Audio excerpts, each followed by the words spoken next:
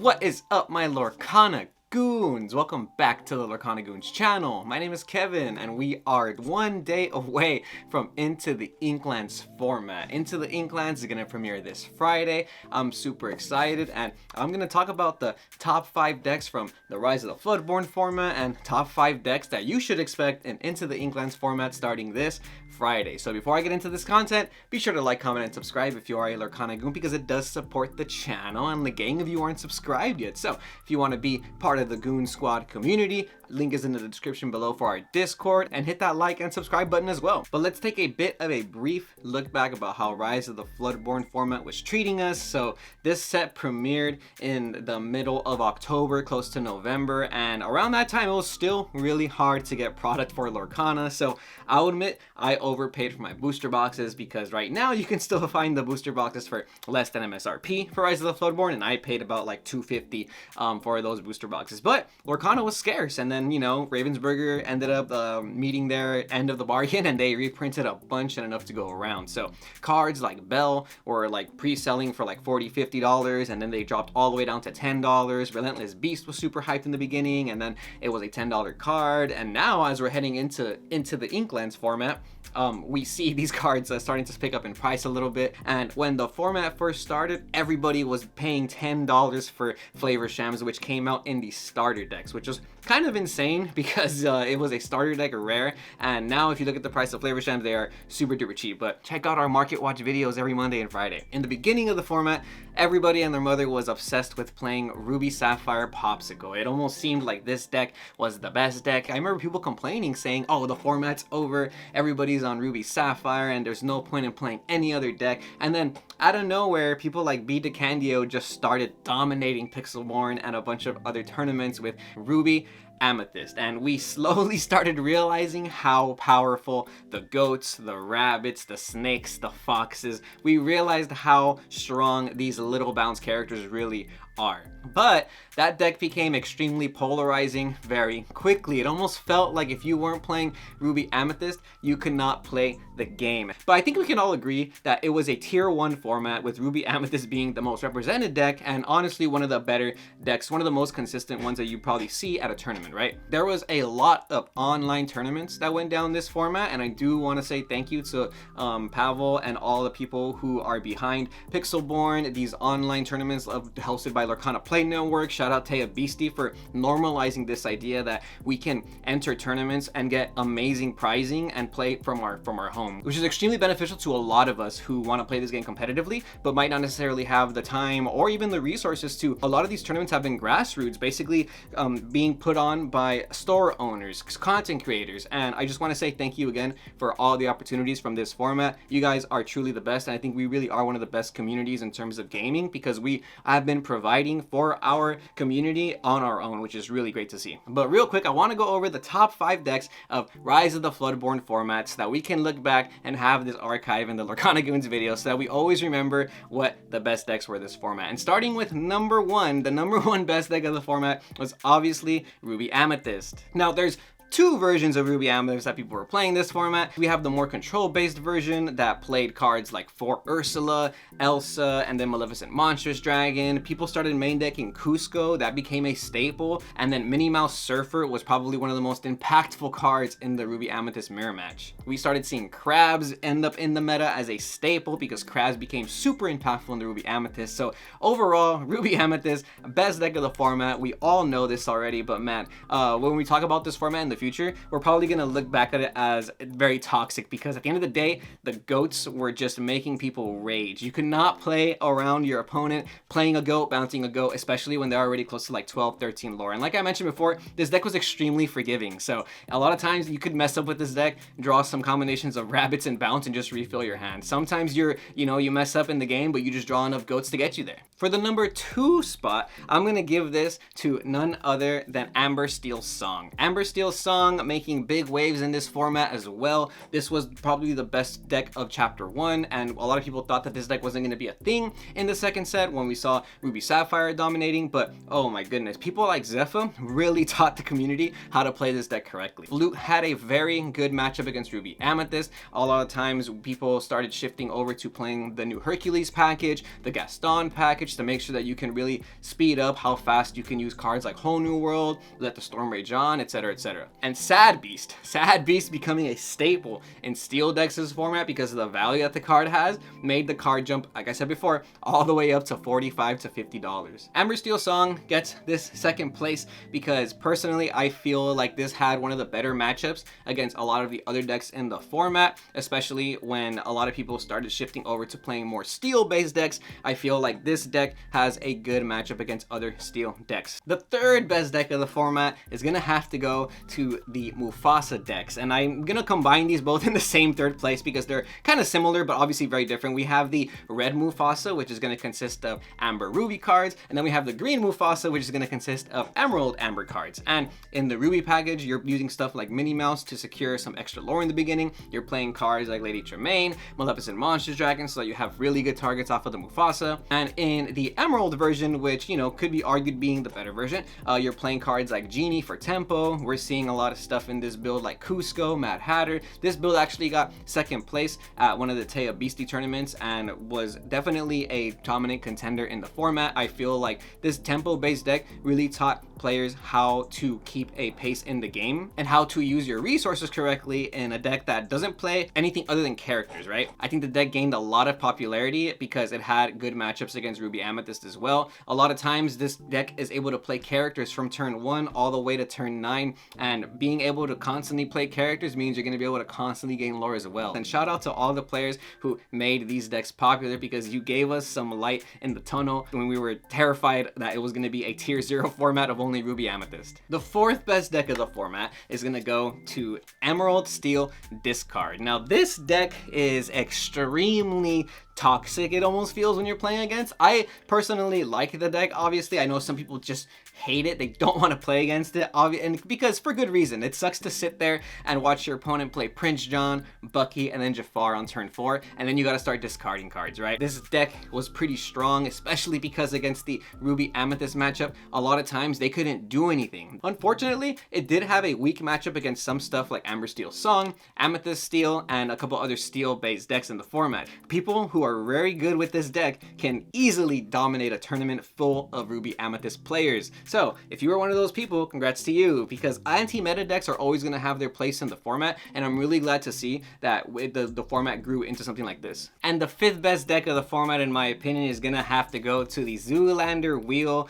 basically created by RMB and popularized by Alphos. Shout out both those amazing players. Check out Alphos' YouTube channel. This Sapphire Steel deck started seeing big waves towards the end of the format, playing cards like Cosworth, Sad Beast, Popsicle, Flavorsham, and Whole New World to make sure that you can constantly ink cards from your hand and refill your hand. Playing against this deck was kind of frustrating sometimes because it almost felt kind of like they were very lucky to see their Whole New Worlds when they needed to see them. Bell, being a powerhouse in this deck, basically let you ramp all the way to past 10 ink, and when your opponent ran out of resources, you just drop 1 or 2 bells and you start questing for 5, 10, 15, 20, and the game is done in 4 turns. A lot of people were seeing success with this deck, and I think it was one of the best decks of the format as well. I want to say the only reason I don't put it higher in this list is because not enough people were playing it, and if we had more time in the format, we'd probably see way more tops with this deck than not. I do want to give some honorable mentions before we get into the best decks of Into the Inklands format. So shout out to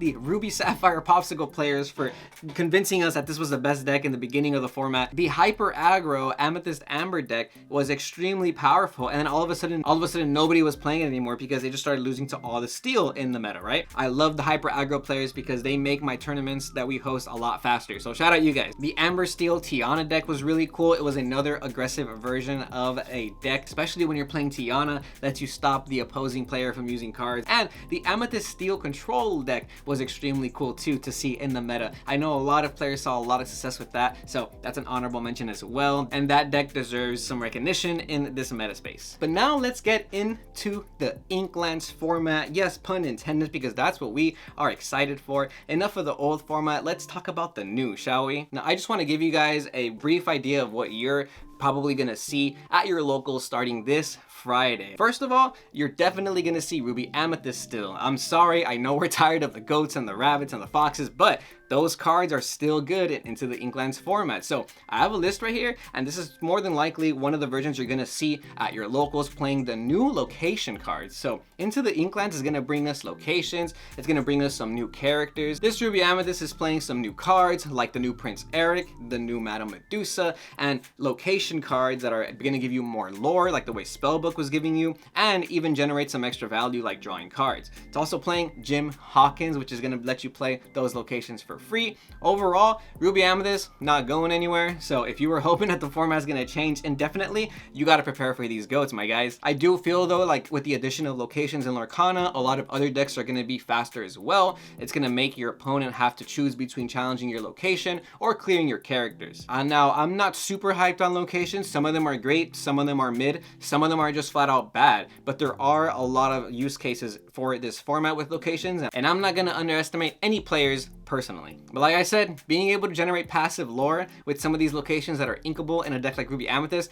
makes it so that you don't have to play cards like Spellbook anymore. You can obviously, but why would you play Spellbook when you could just play a 4-drop location like the Queen's Castle that's going to generate you 2 lore and possibly more draw power? So Ruby Amethyst, expect to see it next format, 100%. It's still a good deck. Now, what about Amber Steel? Amber Steel's song is still seeing a lot of popularity. I've been seeing a lot of people stream playing this, play testing this deck against a lot of the opposing meta decks that are being popularized right now, and it still has a very strong place in the meta. So there's a couple different versions that I've been seeing. Some versions playing flute, some versions not playing flute. Shout out Asian from our Discord for providing this Chernabog version. A lot of people are trying to make Chernabog work, and honestly, Chernabog is very threatening. Basically, you fill your discard up, and then you play Chernabog on turns like 5 and 7 and whatnot, and it makes it very threatening with a 9/9 body that can quest for 3. Unless you're playing one-shot removal, you're gonna have to trade a lot of characters into that. On top of that, you're gonna see people playing cards like Sami, which is a 2/3/3 that generates a lot of value because that's a lot of pressure for you in the beginning of the game. People are playing cards like Piglet, which has the potential to quest for 3 lore. The new Robin Hood cards are pretty good to keep consistency in the deck.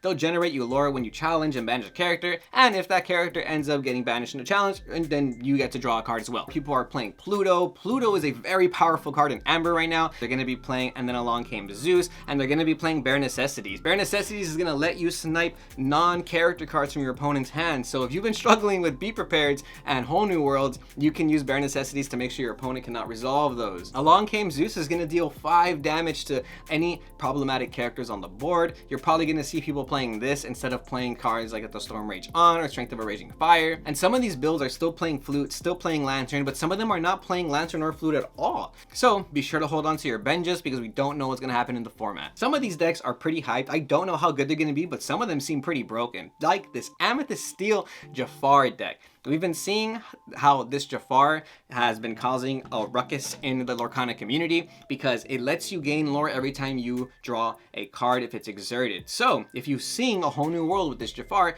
you will gain 7 lore. You do that 3 times, the game is over because 7 times 3 is 21, I believe, right? I'm bad at math, I'm a card game player. Point is though, this deck is very powerful. It's going to be playing cards like the Queen's Castle, which is a new location that lets you draw cards as well. There's so many Jafar targets that let you shift into this Jafar, which are very powerful, and Amethyst has so many draw cards that it doesn't even make this Jafar hard to resolve. So if you were tired of goats, you're definitely going to be tired of this Jafar pretty quickly because gaining lore with this deck is very powerful, and I think this is going to make people start playing cards like Let It Go and Dragonfire again to ensure that they can hit the Jafar before you sing it, or they hit your Jafars before you shift them. Amethyst Steel is very strong in general already, so adding these cards to the Amethyst Steel deck list is pretty awesome. Speaking of Amethyst Steel, the Jafar version isn't the only version that we've been seeing gain popularity.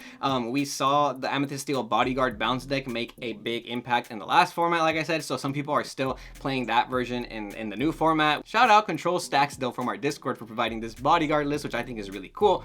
Personally, I want to see more people play aggro decks in this format. I think locations are going to up the aggro potential a little bit more this format, so that's kind of cool to see. Next, let's take a look at these green steel decks that have been seeing a lot of popularity online as well, because there are some pretty wacky combos with Bayou, Sheriff of Nottingham, and Beast Relentless that you can basically loop over and over again until you quest for game. So this is the reason why Beast Relentless has gone up to all the way a $40 legendary and is now like a $60 holo. This deck is going to utilize the steel potential to control the board with cards like Smash, Grab Your Swords, Let the Storm Rage On, etc. You get to use the new Ursula card in this deck, which basically lets you snipe a song from your opponent's hand, which is pretty good because looking at your opponent's hand is just good information, and then taking a card out of their hand is a 1-for-1, which is pretty smart. It's also playing the new Ursula, which lets you sing songs twice. So if they drop this legendary Ursula, I say you gotta hold your smash for that card, because if they start getting value off of the Storm Rage On, they're gonna draw 2 cards and deal 4 damage to the board, which is kind of nice. You get to play that Sheriff of Nottingham loop, like I said, but even then, without the loop with Beast Relentless, it generates a lot of value when you have cards like the Bayou or Simba, for example, which lets you draw and discard cards. This card in general is like a much better version of Chief Bogo, because you're able to deal 1 damage to a bunch of different characters over and over again, depending on the kind of cards you're drawing. And if you have 2 Nottinghams on the board, then you're dealing 2 damage every time, which is pretty strong. Overall, green steel control, gonna see a lot of potential this format, especially because it's playing cards like Kit the Cloud Kicker, which are very good for tempo. This card is gonna let you play it on turn 3 and bounce a card to the opponent's hand. And like I said, tempo is very strong in Lorcana. A lot of people are playing Morph. Morph is very popular in Emerald right now because you can basically play shift characters without having to play their small versions, because Morph will let you shift into them. Emerald Steel seeing a lot of waves right now, a lot of potential in the format, especially because you can still add your discard engine if you want, or you could just play a more control version in the deck if you want. Now what about Mufasa? What are Mufasa decks doing in this next format? Well, you can still play green Mufasa and red Mufasa. So shout out RMB for posting this list on Dreamborn, and shout out EC in our Discord for providing this red Mufasa list. These Mufasa decks are getting a lot more potential this format because you can play cards like Pluto, which are going to let you lower the cost of your characters in your hand. We saw this with Doc, but now you can do Pluto Doc combos, and it lets you play like 7-drop characters by like turn 4, turn 5, which is kind of nice. So if you're playing a deck that has bare necessities or that Ursula, like I mentioned, be aware that sometimes when you use those cards, you're not going to get any value, because there's a high chance that they're only going to have characters in their deck or in their hand, right? So Mufasa decks have their place in the format already because it lets you play around those cards. And the green version of Mufasa decks, they let you play that Ursula as well, so you can look at your opponent's hand and snipe a song, and if they try and do it to you, you're not playing any songs anyways, so they're just losing out on that value. We also see these Mufasa decks playing the new legendary Kita, which is very powerful. It'll lower the strength on the opponent's characters so that they can't challenge your characters and destroy them, and basically letting you quest for game a lot faster. And last, I do want to give an honorable mention to the potential of Sapphire Steel coming into this new format, because we do have a list here provided in our Discord by Carbon Adam. I appreciate you for providing this list. As you can see, you have a lot more ramp potential in this deck, playing cards like How Far Will I Go, Friend Like Me, and even with the inclusion of Lucky Dime, there's potential to gain a lot of lore there. Sapphire Steel is for sure going to have its place in the future meta. Whether or not you're playing any of these cards, I think this color combination is very powerful. We saw last format how you can just ink your entire hand and refill your entire hand with Whole New World, and now we're getting extra power in this deck with the new Grandma Tala shift characters, which let you gain lore every time you ink. I also feel like the other Grandma Tala, the 4-drop, is very powerful as well because it adds consistency to your deck. And then along came Zeus, is so strong in steel that it seems like every single steel deck is going to be playing 4 of those. Dealing 5 damage is just nice, right? I'm super excited. You goons, let me know what you're going to be playing in the new format. I'm sorry to say it, but I'm probably still going to be playing Ruby Amethyst because I just feel like that might be still one of the better decks to play. But that's not to say that every other color does not have a chance in this meta. It almost seems like the card pool is so wide now that you can finally combine almost every color together and make a more than competitive deck. It's really reassuring to see that Emerald has item removal now. It's cool to see that Sapphire is going to be gaining a lot more ramp abilities and that extra synergy with gaining lore when you ink with the new Grand Matala cards. I do want to let you guys know to look out for the Grand Matala cards. A lot of times players do not like to challenge the 2-drop Grand Matala because they don't want to give